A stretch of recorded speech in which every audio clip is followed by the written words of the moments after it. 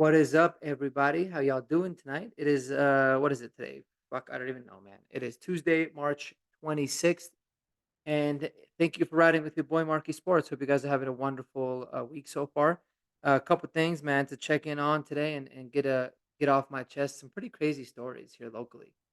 Um, and the first one is of Michael Porter Jr.'s brother. Now, I think his name is like Jontay Porter, and I forgot who he plays for.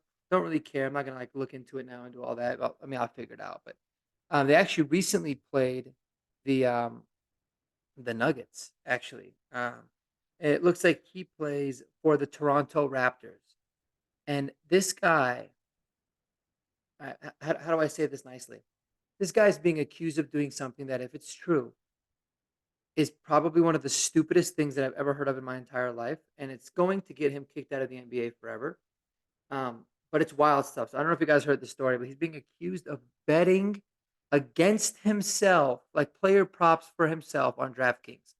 And what's wild about this whole story is DraftKings obviously they have ways to monitor like props and what's being bet on the most, and they'll even send you like recap emails of saying like this particular bet won the most money, this one lost the most money, whatever. And back in like January, Jontay Porter, who's like a bench player, the guy averages like 3 or 4 points a game, but anyways, he took some player prop bets on himself, and there was this huge spike in bets on this guy, which is wild to me. And what ended up happening was he had one game where I think his assist props were 3.5, and his 3 points made props was at 1.5. And like in the third quarter of the game, he has 3 rebounds and he made 1 3-pointer. So he was basically 1 rebound and 1 3-pointer away from going over. And he ends up getting taken out of the game for like an eye injury. And then the next game, it was the same kind of thing. So low props. And right as he was close to like going over one of the thresholds, he ends up going out with like a calf strain or something wild. And what they saw is like his props were betting. You talk about nationwide, they were betting like in the thousands of dollars total, like amongst all Americans, and all of a sudden they were like well over $1 million. And then he put some screenshots out, like a $400,000 bet that he was going to go under these certain props, and they were parlayed together. Anyways, it looks like he's going to be guilty. I know as people are frowned upon, like, oh, don't guilty and innocent until proven guilty, but he seems guilty, and it's the dumbest shit that I've ever heard in my life, and he's gonna get kicked out of the league forever, and it's wild, wild, wild circumstances that's happening there. So, yeah, that's some pretty crazy stuff. And poor Michael Porter, man, the guy seems like he's a really sharp dude, right? Like he's by all means stayed out of trouble, gets along with all of his teammates. Like people really genuinely seem to like him a lot. But his brother, like his other brother, is in jail for like many, many years to come because he was drunk, got behind the wheel of a car and killed somebody. So he dealt with that last year, and then now this year his other brother's about to get kicked out of the league forever. So I mean, it's just pretty crazy stuff. It's pretty crazy stuff to think about. Um, but anyways, oh no, this is the crazy sports news of the day. Let me look up one more thing here quick for you guys that I wanted to read about too. But anyways, yeah. So the poor guy, he obviously can't catch a break. It's pretty wild stuff, and we'll see what ends up ultimately happening. But yeah, and so another thing, I rewatched all of the interviews from the owners meeting over the weekend as well for the Broncos. So I watched Sean Payton's a couple times. I watched George Payton talk, and I watched Greg Penner. And there was a couple notes that I had taken that I wanted to make sure that I discussed and talked about as well. Kind of after watching it, reading through the tea leaves a little bit. I'll tell you, man, this is just a gut instinct and something that I kind of felt like was being talked about and it was swept under the radar. I personally believe that George Payton will be fired after the draft. I don't think they're going to continue with him. The guys obviously had a lot of mistakes. Now, you can look at a lot of them now and call them mistakes, but at the time, there were a lot of moves that I think 99.9% of GMs probably would have made, some of them. But, anyways, he's got to have a fallback boy, and I think it's going to be him. And I don't know, it was just something that Sean Payton was talking about Cody Rager, the new, I think he's like VP of pro personnel. He was talking about him, and he said, "Man, when we were in New Orleans," and this is what surprised me because I know he was brought in as the pro personnel was his title. I thought he was a more pro personnel guy because I knew that George Payton was a really big college scout, and that's kind of his background.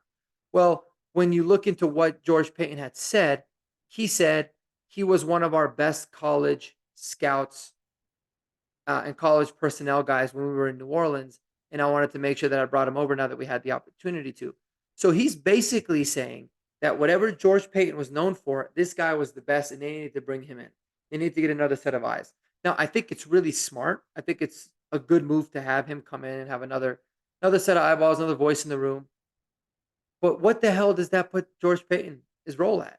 Like, it seems very weird that he would bring in this dude and it just makes I don't know. It's just a funny thing that I got. It makes me feel like there's no role for George Payton, and I could see him assisting and helping with this draft, helping them get through it, and then them saying adios, and maybe this Corey Rager guy is promoted, especially because it's kind of an opportunity for them to rehash, like reconnect, work together for a couple more months. Maybe he gets promoted to GM, and that's how they move forward. But maybe not. Maybe George Payton continues with his job, and they let him kind of right the ship for lack of better words. But anyways, that was pretty wild stuff there.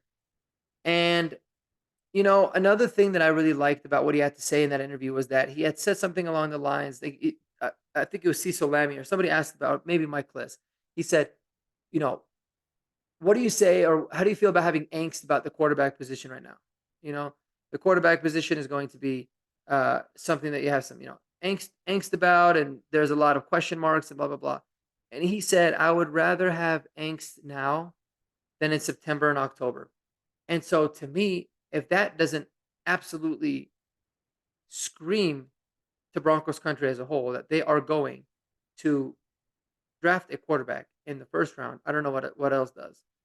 What I also really like about it is that it seems like they're putting a very very very big emphasis on player development, and I really do like that. They talked a lot about how there's going to be guys like it hurt to lose Cush, right? Like Lloyd Cushenberry, it hurt to lose him, but to be able to have two guys that are with Luke Wattenberger, Alex Forsyth in the wings, and they felt really really good about him. It made him losing Cushenberry a little bit easier. And then another thing was they talked about the same thing on with losing Justin Simmons, right? They felt good about PJ Locke, they felt good about Caden Stearns and JL Skinner. So there's a big emphasis on player development and being able to get these guys from to reach their max potential. And it's kind of like that video I made the other night where it was like Broncos need to kind of be like the Nuggets, same kind of thing. And not only are they talking about it, but their actions seem like they're following suit.